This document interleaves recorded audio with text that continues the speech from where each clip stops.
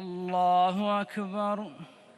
৭৪ বছর বয়সে মারা গেলেন কাতারের সাবেক আমির শেখ হামাদ বিন খালিফা আল থানি। রোববার সকালে তার মৃত্যুর খবর জানায় দেশটির সর্বোচ্চ সরকারি দপ্তর আমিরি দিওয়ান।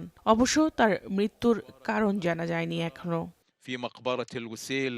দোহায় অনুষ্ঠিত হয়েছে তার জানাজার নামাজ। কাতারের বর্তমান আমির ও তার ছেলে Sheikh Tamim bin Hamad Al Thani উপস্থিত ছিলেন সেখানে। বাবার মরদেহ কাঁধে করে বহন করতে দেখা যায় তাকে। আমিরের জানাজায় অংশ নেন কয়েক হাজার মানুষ।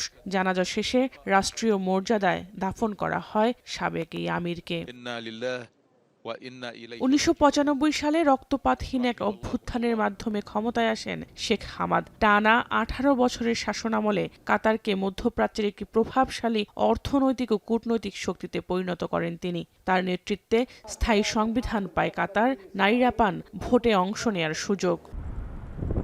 ভিটামিন ই ও সি সিরাম ৮টি প্রাকৃতিক অয়েল সমৃদ্ধ লিলি সিরাম অয়েল, যা চুল পড়া কমায় মাত্র ৩০ দিনে।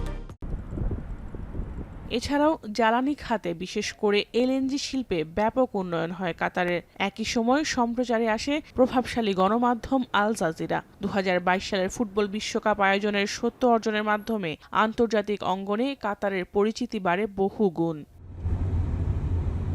সাবেক আমিরের মৃত্যুতে কাতারে ৪ দিনের রাষ্ট্রীয় শোক ঘোষণা করা হয়েছে। শোকাহত দেশটির বাসিন্দারা। বিশ্ব নেতারাও জানিয়েছেন গভীর শোক। أكيد إني حزين لأني الوالد أب لنا جميعا كلنا وما قصر مع المواطنين والمقيمين في هذا الأرض।